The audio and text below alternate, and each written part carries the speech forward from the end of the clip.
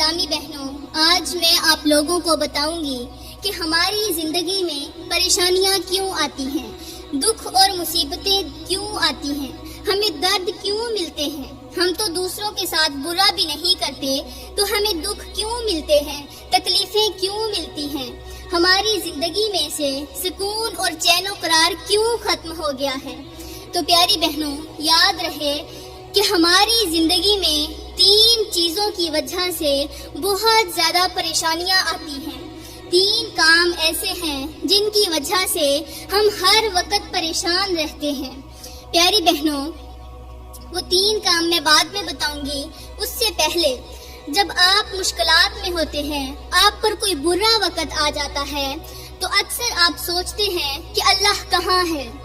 انسان پر جب کوئی مشکل آتی ہے، کوئی دکھ والا وقت آتا ہے تو وہ یہی سوچتا ہے کہ یا اللہ، تو ہم سے بڑی محبت کرتا ہے، پھر تو اس وقت کہاں چلا گیا ہے۔ انسان سوچتا ہے کہ اللہ کہاں ہے۔ تو یاد رہے کہ امتحان کے وقت استاد ہمیشہ خاموش رہتا ہے۔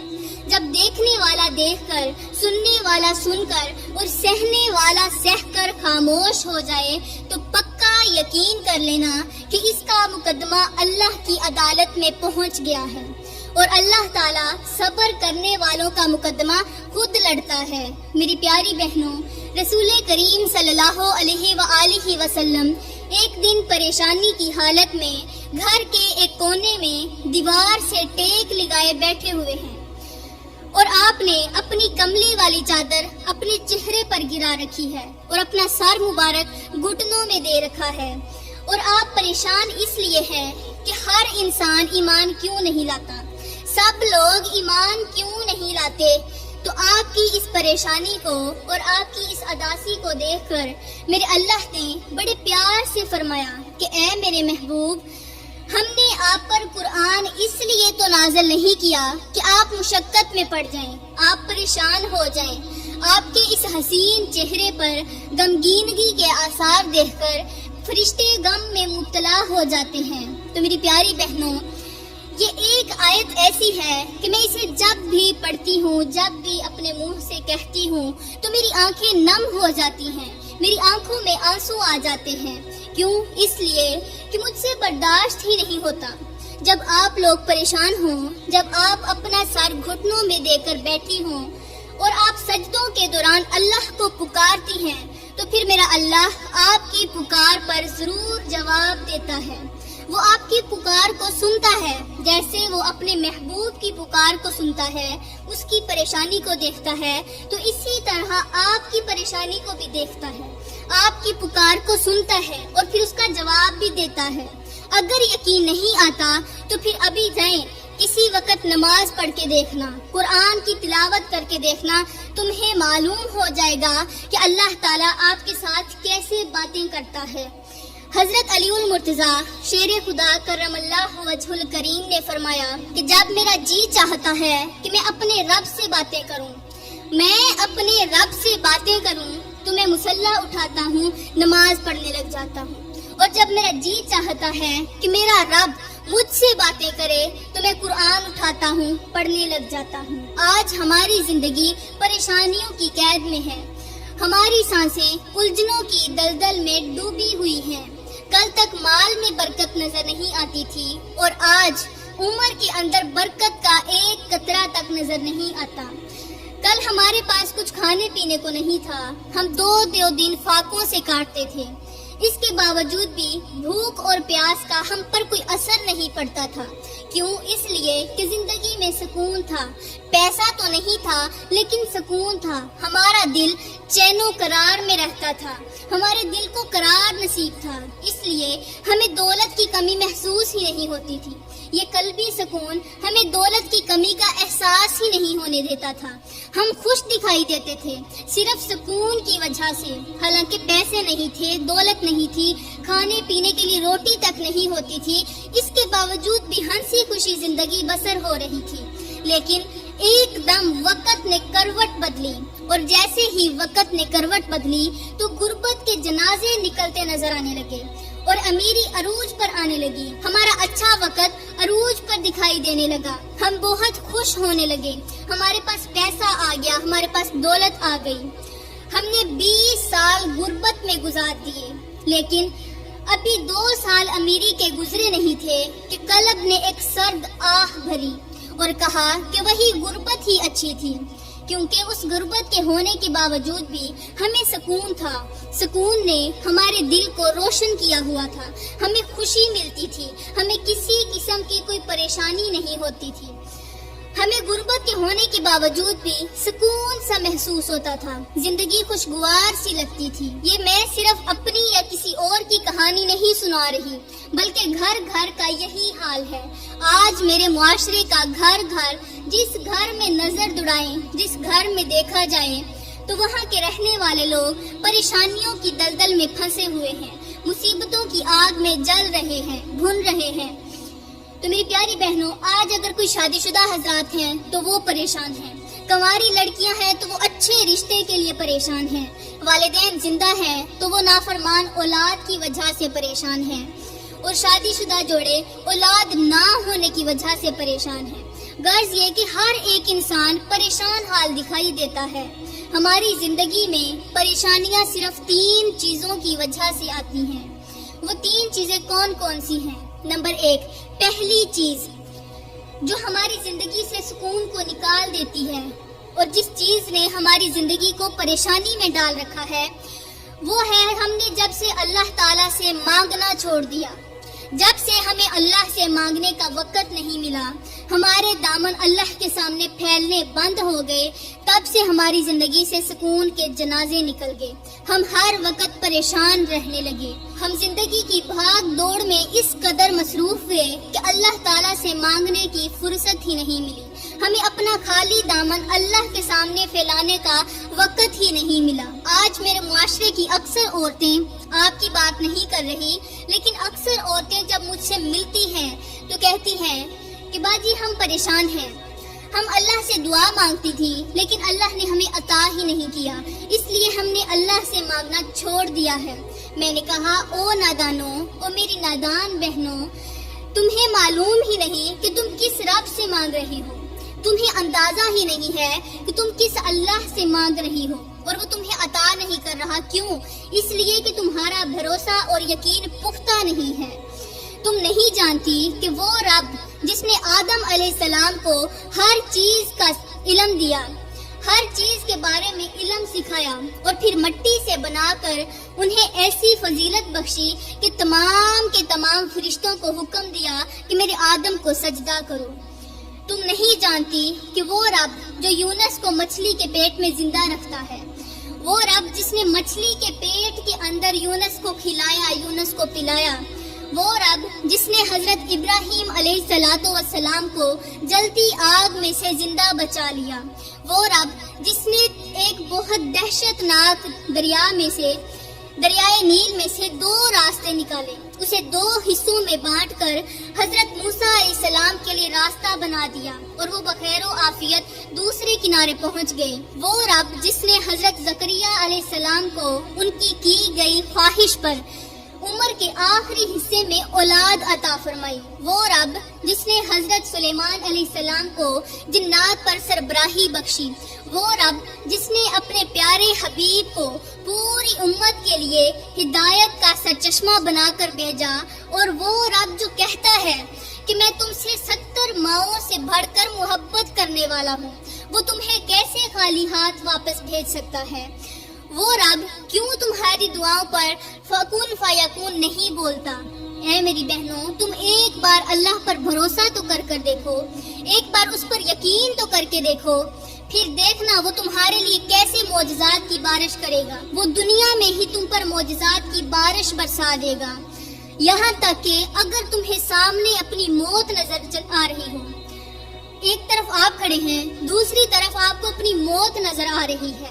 موت نظر تو نہیں آتی, مطلب یہ کہ آپ کو سامنے کوئی اس طرح کا واقعہ نظر آ رہا ہے, کوئی جنگ ہے, کوئی آپ کے اوپر فتح یاب ہونا چاہتا ہے, کوئی آپ کو مارنا چاہتا ہے, تو آپ کو مطلب سامنے اگر موت بھی نظر آ رہی ہے تو ذہن میں یہی سوچ رکھنا کہ جیت تمہاری ہی ہوگی. پھر تمہاری آنکھیں خود گواہی دیں گی کہ انہوں نے کس طرح کے کرشمے دیکھے۔ اللہ تعالیٰ تمہارے لیے راستے خود ہی بناتا جائے گا۔ میری پیاری بہنوں، ایک بار تم اس رب سے مانگ کر تو دیکھو، وہ تم پر بخشش کی حد نہ کر دے تو میرا رب کہتا ہے مجھے رب العالمین ہی نہ کہنا۔ پیاری بہنوں، یہاں پر ایک چھوٹا سا سبق آموز واقعہ یاد آ گیا۔ یہ واقعہ آپ کی زندگی کو ایک بار بدل دے گا اور رب پر بھروسہ اور یقین رکھنے پر مجبور کر دے گا۔ یہ واقعہ جب پڑھتی ہوں تو میرا اللہ پر یقین پختہ ہو جاتا ہے۔ سوچا آج آپ لوگوں کے ساتھ وہ واقعہ ضرور شیئر کرتی چلوں۔ پیاری بہنوں، ایک بادشاہ تھا۔ وہ بادشاہ اتنا سنگ دل تھا، اتنا بے رحم تھا، اتنا کوئی ظالم تھا کہ اس نے تقریباً 1,00,000 مسلمانوں کو جان سے مروا دیا، انہیں شہید کر دیا۔ اسے مسلمانوں سے سخت نفرت تھی۔ ایک بار اسے معلوم ہوا کہ 4,000 مسلمان ہیں جو کسی جگہ پر آباد ہیں، تو اسے جیسے ہی علم ہوا کہ 4,000 مسلمان ابھی زندہ ہیں تو فوراً اپنی فوج کو ساتھ لے کر مسلمانوں کے علاقے میں پہنچ گیا۔ تو جیسے ہی مسلمانوں کو پتا چلا کہ وہ بادشاہ ہمیں مارنے کے لیے ہماری طرف آ رہا ہے تو وہ لوگ جلدی سے زمین کھودنے لگے۔ انہوں نے زمین کھود کر وہ سارے کے سارے لوگ زمین کے نیچے آباد ہو گئے، اوپر سے مٹی آ گئی، زمین کے نیچے رہائش کرنے لگے۔ اب جیسے ہی اس بادشاہ کو ان مسلمانوں کے بارے میں علم ہوا تو اس نے چاروں طرف سے ناکے لگوا دیے اور اپنی فوج کو وہاں کھڑا کر دیا کہ کوئی بھی مسلمان یہاں سے بچ کر نہیں جانا چاہیے، اور پھر زمین کے اندر جو مسلمان تھے ان کے اوپر پانی چھوڑ دیا، زمین کے اندر پانی چھوڑ دیا، اور اس سیلاب کی وجہ سے وہاں 4,000 مسلمان ختم ہو گئے، ان کی زندگیاں ختم ہو گئی۔ مطلب وہ ان 4,000 مسلمانوں کو بھی اس نے مار کر ہی دم لیا۔ اس کے بعد ایک مرتبہ کچھ یوں ہوا کہ وہ بادشاہ اپنے گھوڑے پر سوار تھا اور اس کے سامنے مسلمانوں کی 4 صفیں لگی ہوئی تھی۔ 4 صفیں بہت لمبی لمبی قطاریں تھیں، ان میں مسلمانوں کو کھڑا کیا ہوا تھا، اور اپنے سپاہیوں کو اس نے حکم دیا کہ سب کی گردنیں تلواروں کے ساتھ کاٹتے جاؤ، کسی پر رحم نہیں کھانا، سب کو ختم کر دو۔ اب جیسے ہی فوجیوں کو یہ حکم ملا، سپاہیوں کو یہ حکم ملا، تو انہوں نے اپنی تلواریں اٹھائیں اور پہلی صف سے شروع ہو گئے۔ ایک کی جان ختم کی، دوسرے کی، تیسرے کی، چوتھے کی، سارے مسلمانوں کو شہید کرتے گئے۔ اب پہلی صف کے اندر ایک بزرگ کھڑا تھا، ایک بابا تھا چٹی داڑھی والا۔ اس نے جیسے ہی دیکھا کہ یہ پوری صف جو ہے وہ ختم ہونے والی ہے، تمام مسلمان ختم ہو گئے ہیں، تو اس نے جلدی سے چھلانگ لگائی اور دوسری صف میں کود گیا، آخر میں جا کے کھڑا ہو گیا۔ اب دوسری صف کی باری آئی، تمام مسلمان ختم ہوتے گئے۔ اب وہ تیسری صف میں کود گیا، تو اس کی یہ حرکت دیکھ کر بادشاہ بڑا خوش ہو رہا تھا۔ بادشاہ کے ہاتھ میں کوئی چیز تھی، وہ اسے کھا رہا تھا اور ساتھ میں مسکرا رہا تھا۔ اب بابا جی نے جیسے ہی دیکھا کہ تیسری صف بھی ختم ہونے والی ہے، تمام مسلمانوں کی گردنیں ہلاک ہو چکی ہیں، تو اس نے ایک دم کود لگائی اور دوسری میں چلا گیا، جو آخری چوتھی صف کھڑی تھی اس صف کے اندر چلا گیا۔ اب جیسے ہی بادشاہ نے اس کو اس جگہ پر دیکھا تو وہ اور زیادہ خوش ہونے لگا اور مسکرانے لگا کہ دیکھو کیسے موت سے بچنے کی کوشش کر رہا ہے۔ اب جب وہ آخری اور چوتھی صف ختم ہونے لگی تو جیسے ہی اس کی گردن پر، بابے کی گردن پر سپاہیوں نے تلوار رکھی تو بادشاہ نے حکم دیا رک جاؤ، ابھی سے کچھ مت کہنا۔ پھر اس بابے کو اپنے پاس بلا کر کہا کہ میں تیرا بڑا ہی عجیب سا منظر دیکھ رہا ہوں، میں نے دیکھا کہ تو پہلی صف میں کھڑا تھا، سپاہیوں نے جب وہ ساری صف ختم کی، جب ان کو ہلاک کیا تو دوسری صف میں چلا گیا، وہاں سے تیسری اور تیسری سے چوتھی میں چلا گیا، آخر معاملہ ہی کیا ہے؟ میں جاننا چاہتا ہوں کہ تو اس طرح کیوں کود رہا تھا؟ تو بابا جی نے کہا کہ مجھے پکا یقین تھا کہ میں موت سے بچ جاؤں گا، مجھے اللہ پر بھروسہ ہے کہ وہ مجھے بچا لے گا، اس لیے پہلی صف سے بچ کر دوسری میں آیا، دوسری میں آ کر تیسری اور چوتھی بھی ساری ہلاک ہوگی اور میں ابھی تک زندہ ہوں، کیونکہ میرا بھروسہ اللہ پر تھا، میں اللہ پر پورا توکل رکھتا تھا۔ بادشاہ زور سے کہکہے لگانے لگا، جیسے ہی اس نے زور سے کہکہ لگایا تو اس کے منہ میں جو چیز تھی وہ زمین پر گر گئی۔ جیسے ہی وہ زمین پر گری تو اٹھانے کے لیے اس نے اپنا ہاتھ جو نیچے بڑھایا، اب جیسے ہی وہ نیچے ہوا تو چیز ابھی اس کے ہاتھ میں نہیں آئی تھی کہ گھوڑا ڈر گیا۔ اب بادشاہ نیچے کو لٹکا ہوا تھا کہ اس کا ایک پاؤں سم کے اندر تھا، گھوڑے کی جو سم ہوتی ہے جہاں پاؤں رکھتے ہیں اس کے اندر تھا۔ گھوڑا جیسے ہی ڈرا تو وہ بھاگنے لگا۔ اب زمین جو تھی نیچے پتھریلی تھی، نیچے پتھر تھے، بادشاہ لٹکا ہوا ہے، گھوڑا بھاگتا جا رہا ہے۔ بادشاہ نے سپاہیوں کو حکم دیا کہ گھوڑے کو روکو۔ بادشاہ کے سپاہیوں نے بڑی کوشش کی کہ گھوڑے کو روک لیں، لیکن وہ گھوڑا نہ رکا، وہ ڈرتا ہوا بھاگتا چلا گیا، یہاں تک کہ بادشاہ کا سارا جو سر تھا وہ زخمی ہو گیا، چھلنی ہو گیا۔ اب بابا خود مسکرانے لگا، تو جیسے ہی سپاہیوں نے اسے مسکراتا ہوا دیکھا تو پھر پوچھنے لگے کہ اب تو کیوں مسکرا رہا ہے؟ اس نے کہا کہ جو میرا بھروسہ تھا، جو میرا یقین تھا، اللہ نے میرے اس یقین کا مان رکھ لیا ہے۔ اس بادشاہ کو لگتا تھا کہ میں ہلاک ہو جاؤں گا، لیکن دیکھو اللہ پر بھروسہ کیا تو اللہ نے اس بادشاہ کو ہی نیست و نابود کر دیا۔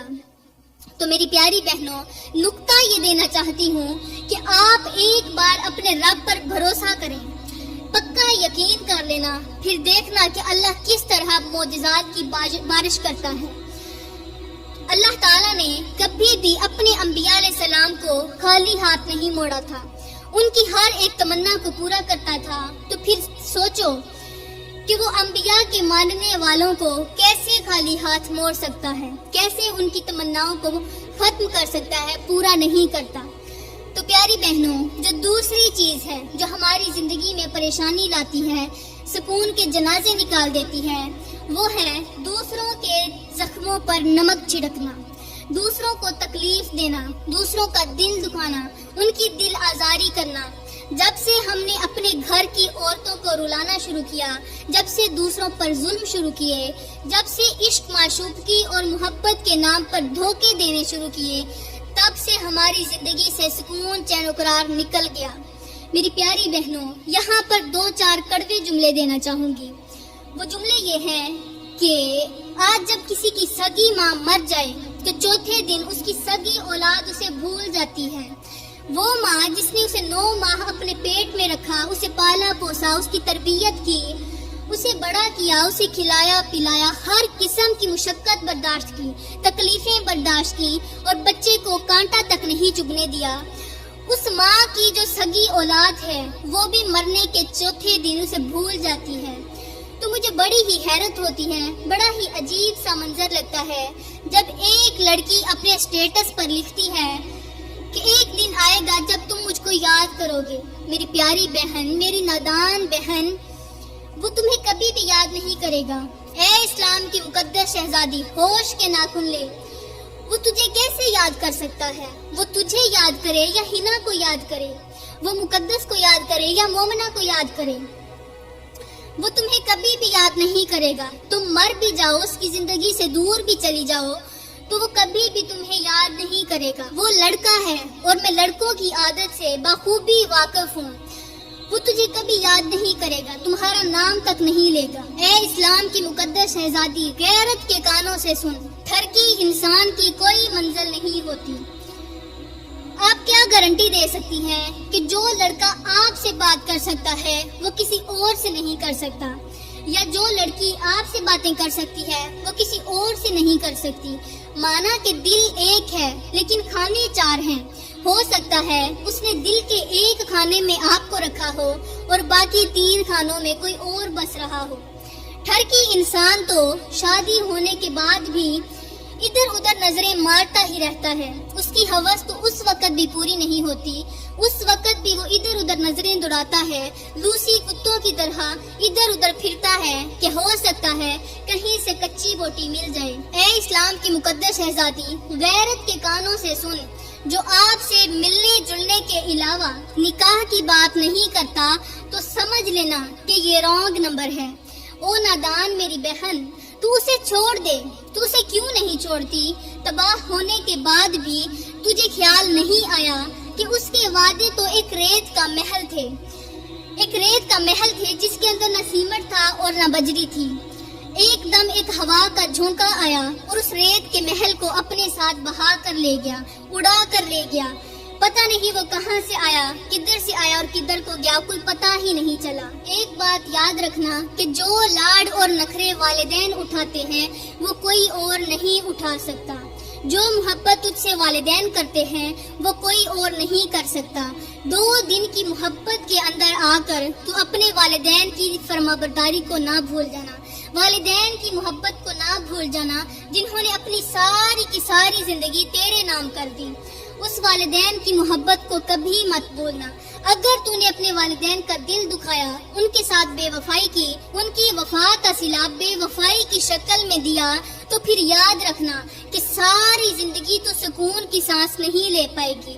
میرا اللہ تجھے کبھی بھی خوش نہیں رہنے دے گا، کیونکہ جو والدین کو ناخوش کرتا ہے، والدین کو ناراض کرتا ہے، پھر ساری زندگی وہ کبھی بھی سکون کی سانس نہیں لے پاتا۔ تو پیاری بہنوں، تیسری چیز، جب سے ہم نے نماز کا دامن چھوڑا، جب سے ہم نے ذکر الہی کو چھوڑا، تب سے ہماری زندگی کو پریشانیوں نے گھیر لیا۔ اور ایک بات یاد رکھنا، کبھی بھی اپنی زندگی میں نماز کو مت چھوڑنا۔ جس نے نماز چھوڑی اس نے دین کو گرا دیا، اور جس نے نماز کو قائم کیا اس نے گویا کہ دین کو قائم کیا۔ یہ میں نہیں کہہ رہی، بلکہ میرے پیارے نبی کا میٹھا سا فرمان ہے۔ تو پیاری بہنوں، کبھی بھی نماز کا دامن مت چھوڑنا۔ اور زندگی میں اگر کسی سے یاری لگانی ہو تو پہلے نمبر پر اپنے خدا سے لگانا۔ وہ رب تمہیں کبھی بھی تنہا مایوس نہیں کرے گا۔ اپنے سے نیچے سٹیٹس والے لوگوں سے یاری لگائیں، اونچے سٹیٹس والوں سے یاری مت لگانا۔ نماز کی بات آئی تو ایک چھوٹا سا سبق آموز سا واقعہ یاد آ گیا۔ پیاری بہنوں، رات کا دوسرا وقت تھا تو ایک شخص اپنے گھر سے مسجد کی طرف جا رہا تھا نماز پڑھنے کے لیے۔ تو اندھیرا ہونے کی وجہ سے اسے آگے کچھ بھی نظر نہ آیا اور ٹھوکر لگی تو وہ زمین پر منہ کے بل گر گیا۔ اس کا منہ کیچڑ کے اندر جا گرا۔ اب وہاں سے اٹھا اور اپنے گھر گیا، جا کر نہا دھو کر کپڑے صاف پہنے اور پھر سے مسجد کی طرف جانے لگا۔ اب دوسری بار پھر سے ٹھوکر لگی اور کیچڑ کے اندر جا گرا۔ وہاں سے اٹھا گھر گیا، کپڑے بدلے اور دوبارہ مسجد کی طرف جانے کو نکلا۔ جیسے ہی گھر سے باہر نکلا تو اس نے دیکھا کہ ایک شخص کھڑا ہے جس نے اپنے ہاتھ میں ایک چراغ اٹھایا ہوا ہے، اور جیسے ہی وہ نمازی مسجد کی طرف جانے لگا تو وہ جو شخص تھا وہ بھی اس کے پیچھے پیچھے چل پڑا۔ اب روشنی کی وجہ سے وہ بآسانی مسجد پہنچ گیا۔ اب جیسے ہی مسجد گیا اس نے نماز پڑھی، اللہ کا ورد کیا، قرآن کی تلاوت کی، اس کے بعد وہ گھر آ گیا۔ اب جیسے ہی مسجد سے باہر نکلا تو اس نے دیکھا کہ وہ چراغ والا جو شخص تھا وہ ابھی اس کا منتظر باہر کھڑا ہے۔ تو وہ بڑا ہی حیران ہوا۔ جیسے ہی وہ چلنے لگا تو چراغ والا شخص اسے آگے آگے چلتا گیا۔ چراغ کی روشنی کی وجہ سے وہ بآسانی اپنے گھر کے دروازے تک پہنچ گیا۔ جیسے ہی دروازے تک پہنچا تو اس نے اس شخص سے پوچھا کہ تو کون ہے؟ تو اس شخص نے کہا، اگر سچ پوچھتے ہو تو میں ابلیس ہوں۔ وہ شخص بڑا حیران ہوا کہ شیطان تو انسان کا کھلا دشمن ہے، تو میرا کھلا دشمن ہے، تو مجھے نماز سے روکے گا، تو روکنے کی بجائے میری حمایت کر رہا ہے، کیوں؟ تو شیطان نے کہا کہ دراصل بات کچھ یوں ہے کہ جب تو پہلی بار ٹھوکر لگنے پر زمین پر گرا تھا تو اللہ تعالیٰ نے تیرے ساری زندگی کے گناہ معاف کر دیے۔ پھر جب تو دوسری بار نیچے گرا تو اللہ تعالیٰ نے تیرے پورے خاندان کے سارے گناہ معاف کر دیے۔ اب میرے ذہن میں خیال آیا کہ اگر یہ تیسری بار گر گیا تو اللہ تعالیٰ کہیں اس کی پوری بستی والوں کے گناہ بھی معاف نہ کر دے، اسی لیے میں جلدی سے چراغ لے کر تیرے سامنے آ گیا۔ تو پیاری بہنوں، شیطان واقعی انسان کا کھلا دشمن ہے۔ کبھی بھی شیطان کی آڑ میں آ کر اپنی نماز کو مت چھوڑنا۔ جس نے نماز کو چھوڑا اس نے میرے کریم نبی کو تکلیف پہنچائی، کیونکہ میرے نبی نے فرمایا کہ نماز میری آنکھوں کی ٹھنڈک ہے، نماز انسان کی معراج ہے، ہمارے ماتھے کی محراب ہے نماز، رب سے جوڑ لیتی ہے نماز، ہمیں برائیوں سے بچاتی ہے نماز۔ تو پیاری بہنوں، یہ 3 کام ایسے ہیں، یہ 3 چیزیں ایسی ہیں جو پریشانیوں کو انسان کی زندگی میں لا کر کھڑا کر دیتی ہیں، سکون کے جنازے نکال دیتی ہیں۔ تو میں دعا کرتی ہوں کہ اللہ تعالیٰ ہمیں ان 3 چیزوں سے بچنے کی توفیق عطا فرمائے، اللہ تعالیٰ ہمیں اچھی نصیحتوں پر عمل کرنے کی توفیق عطا فرمائے۔ آمین ثم آمین، وما علینا الا البلاغ المبین۔